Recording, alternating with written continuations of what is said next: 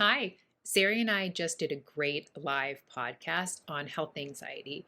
And we told people because we couldn't get to all the questions because it was just a short podcast. But somebody messaged me and asked a really great question, and I wanted to do a video on it. So here is this wonderful question that I know I can relate to, and I bet a lot of you can. It's about the shame of health anxiety, like the aftermath. So I'm going to read it. When you realize you've been in a health anxiety, or when you realize you've been in health anxiety, you awaken to it, if you will. I felt some huge rushes of shame and embarrassment, and then it makes it feel more complex when I start to feel health anxiety creeping in. So, I guess how to let yourself off the hook more and be okay if other people don't understand you or can't em, empathize,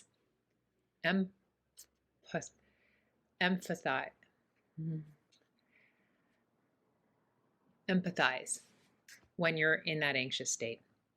So I love that. But what I love also is this next part. So she said, it feels like it knocks down my reputation of badassery, the health anxiety. Like I'd like to always know I'm still a badass, an awesome person who just deals with more intense thoughts, feelings, and emotions sometimes. That. So I think you already know that because you're writing it. You are a badass. You are amazing. Maybe even more of a badass because you withstand these intense thoughts and feelings and emotion. So I guess I'll start with that one and then go back to the next one. What helps me is not to take it personally. And I think it's probably easier for me not to take things personally because I get to talk to thousands of people who are so badass, who are so cool, who I'm like, I want to trade places with you. And they can be anxious. So it's okay for me to be anxious. So, to that one, how can we know that we're still a badass? Or maybe for you, you're like, I don't want to be a badass. I just want to be lovable and confident and funny and calm. How can I still know like all those things? And when I think of it, it's not to take it personally. And also, probably not to believe your thinking when you are feeling low. When we're in that lower state of consciousness, it might be that we got caught up. Our thoughts and our imagination can be really persuasive sometimes. And we might fall down a rabbit hole and get worried about our health and then kind of be in that shame spiral. And when we're low, pay no attention to what you're thinking. Ignore it, really, because it's just going to be bullshit. It's going to be shitty. You might feel shame and you might feel alone. Where I feel like I have a huge community of people that understand anxiety. Sometimes I don't feel that way with diabetes. So I don't know if you know, I do have diabetes, and sometimes even though my dad and my brother actually have it as well, sometimes for my immediate family here, I don't feel like people get it. And I can feel like alone and like I'm the only one that's struggling with it this much. And that's okay, but to recognize we're also kind of zoomed in then and to zoom out, take it less personally. And also to know when your state of consciousness rises, when your mood rises, you are going to know you're a badass. And you wrote that question in because you know you are such a badass. So I hope that was helpful. I think it's kind of being, and I think Sari touched on this in our episode, being graceful with your lows. All right. Because then when your mood rises, you will remember exactly who you are. And I want to address the first one. Okay, so how to let yourself off the hook more. Well, sometimes I would wonder, maybe if we think we don't let ourselves off the hook, that might be helpful. I wonder what's the opposite of not letting ourselves off the hook? Kind of like beating ourselves up and maybe analyzing or thinking, because we might think, okay, if I do that, I won't do it again. But when we feel shame, we actually don't really learn. So you're going to be much better off letting yourself off the hook because you're not going to start feeling shameful and stop yourself from learning from it. So it's it is great to let yourself off the hook. And when you can notice that, oh, here I am beating myself up, this isn't actually helpful, it's not necessary and it stops the learning, you might be more likely to let yourself off the hook. Just as, say, somebody was really wanting to eat in a healthy way, a way that was healthy for them. And then there was a time that they went out for a birthday dinner and they ate all this food that they know wasn't maybe the best fit for their health goals. If they beat themselves up, that's not going to be healthy. So it'd actually be much healthier for them to let themselves off the hook, you know? Because then you're actually feeling good. And in that kind of health and food discussion, when you're feeling good, you're more likely to love yourself and treat yourself kindly. The same thing, let yourself off the hook, to me means be compassionate, be understanding, and treat yourself with love. And you're going to set yourself up to feel much better and to take great care of yourself mentally and physically. So I think you can probably let yourself off the hook more when you notice, oh, there I am beating myself up, kind of lashing myself. And this isn't good. This isn't necessary. Also, like, it's okay. There was a point when I kind of thought that if I fell into a hole or had a wobble, I was doing something wrong. And I was like, I want to never do this again. And then I started to see, I think it was my mentor, Dr. Pettit, who talked about when we fall in a hole, if we just keep beating ourselves up, we're just like digging ourselves deeper.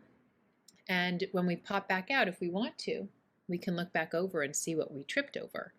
And it was one time that I had just got really busy. And this is what used to happen to me. Sometimes I'd take on so much work and then I'd feel a little dissociated or derealized. And then I'd be like, oh my God, this is what I do. I get burnt out. And then I had this image of me like in the hole. And I was like, I'm not going to beat myself up. And it was funny. Then I popped out of it. And so eventually I stopped, beating myself up if I had a wobble or a setback.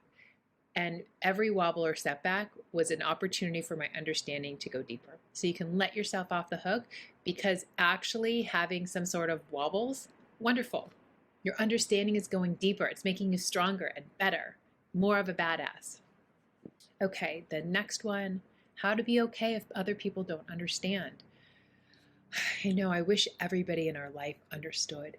And I think for me, I am in a unique position because I have a wonderful community of thousands and thousands of you who get it. But you know what? There's not a lot of people in real life who might get what I experienced or understood when I was really experiencing more intense anxiety. But I don't know, that was not a really helpful way that I was going there. That's just even a thought too, and that can flow. So it might be maybe I'd be curious if you reflect on that. What comes up for me is just because people don't understand doesn't make your experience wrong.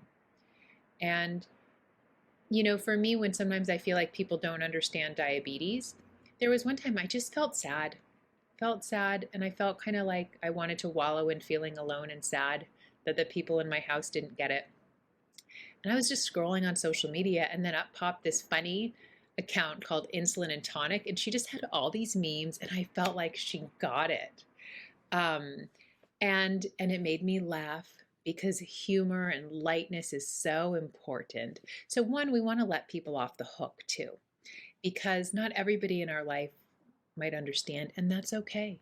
You don't have to explain it better. You don't have to have them understand for you to have peace of mind. So, there might be social media accounts that make you laugh. But also, this is personal. You might say, no, when I go on social media, it's actually not helpful. So there's so many ways in terms of being okay with people not understanding, because some of that's just, that can be this really uncomfortable energy. Like I feel alone, I feel shameful, I feel embarrassed, I wish people understood. That can come and that can go. And I'm not saying that you have to push it away, but it's just energy. It's just thoughts. It's just coming and going too. So, some of it's just accepting. I wish people understood. Okay. And then you can know that I understand, that Sari understands, that there's so many of us. There's a wonderful community. So you might be drawn to listen. Or you might say, I actually don't feel good when I focus on somebody not understanding. And there might be some people that they might not understand, but they might listen in a way that feels really helpful. And when I think of that, I think of heartfelt presence. And I don't know if you all know Heartfelt Presence, but it's a wonderful place. They offer 24/7, almost 24/7 free coaching. So that might be a really nice place to go for somebody to listen. After this, I'll share my screen so you can see Heartfelt Presence. The last part was someone who doesn't understand and can't empathize when you're in that anxious state. When I think of that, I think being okay with your experience. And I know I'm kind of rambling on this one of someone not understanding or not being able to empathize, of knowing it would be nice if somebody could understand and empathize, but that you're okay even if they can't. And sometimes when I feel like people in my life can't, I guess I'm okay with that because I know that other people do understand, and I know that my experience of suffering is temporary too. But so I'd be curious if you reflect on this. What comes up for you? And some of that might be, when I'm saying it, that you want somebody to accept you, that sometimes you have intense feelings, and emotions, and you want to accept them. Sometimes they can't empathize. Sometimes they don't get it. And that's okay. That's okay. Where maybe it's our friends or our partner or our parents, and sometimes they can't get it. That's okay. Just as sometimes you might not get something they're going through, or you might not understand their job if it's a really complicated job. And we can be okay with that and know that, if it keeps coming up for us, like, I really want to talk to somebody that gets it. There's Heartfelt Presence, and they might not get health anxiety, but they're usually pretty good listeners. And then you might know that Sari and I are somebody that gets it, or there might be another coach. But when you're kind to yourself and you're not adding more noise, you'll get those insights. So I hope this was helpful. And I know also at the start of our podcast, Sari said, she was saying that probably everybody has a little bit of health anxiety, so, and it was interesting because I wouldn't think that I have any health anxiety, but I definitely have sometimes thoughts about my health, and sometimes they're anxious thoughts. But as I said in that podcast, they're much more fleeting. I don't take it seriously. I'm not obsessed. I don't have many anxious thoughts about my health. But where I was starting with that was like, it's really common. Some of us can get caught up. Because health is really important. So to know you are not alone. There is nothing to feel ashamed about, nothing to feel embarrassed about. There are so many of us that get it. And it's okay that maybe the people in real life don't, but you have a large community of people. We get it. We're here to listen. Sari and I have a lot of podcast episodes. Sari has a membership, and I have a really amazing health anxiety course that's there for you. And you can always reach out to me as well. I'm always happy to talk and to listen. And I hope this was helpful. Here is Heartfelt Presence. So it is, as you see, free coaching 24/7. So it's not 100% 24/7 because there are a few hours, but if you go to calendar, you will see all the coaches. So this is my time here in Los Angeles, but it will just work out to wherever you are. So for me, it's Monday at almost 5 o'clock. Look at all these people that are here, 9, 10, 11, 12, 1, 2, 3, 4. Right now, there's nobody on, but all I'd have to do is wait an hour. And there's Mark Williams. He's going to be there for 2 hours. So there are wonderful, wonderful people on here. They're all 3 principles based, ready to listen to you. You don't have to even turn your camera on if you don't want to. You don't have to talk, but it's really great if you do. I used to just always recommend it to people. But then a few times I've gone on for myself when I was having a hard time, and it was so helpful. I loved it so much. Oh, and another place that would be helpful in terms of health, and this might be if you have a health condition, is the almond tree. I love them. They have all these stories of hope too. Is that coming up? So all these people that are talking about either their experience with an illness or a disability or their family members, just really, really wonderful. And then they also have a well-being series, a first one. You can put your email. All of this is free. So those are two great free supports. And I thought I would also give you a little tour of my health anxiety course. So I have all my courses, but when you purchase the health anxiety course, here are all the videos that you get. First is an introduction that is just me introducing you to the course. You also get a health anxiety masterclass, and with the videos, you can watch them right here on the screen. Welcome to Peace from Health Anxiety. Or you can make them full screen. This one I'm hosting on YouTube, but a lot of them I just host right on my website on Squarespace. So I added a video on physical symptoms. There's a few videos here on derealization and depersonalization as well. You can also skip over this if it's not something you experience, if you're a lucky one. Also, I think this is a 2.5-hour derealization and depersonalization workshop recording. Some other videos. And then here's another one. Sari and I were actually talking about physical symptoms. I also have some on panic attacks. I know it's not exactly health anxiety, but I think some of the conversation can be helpful. And then finally, I have a health anxiety workshop recording. So this is when I got together with people and I answered some health anxiety questions. It's really wonderful. It's 2.5 hours.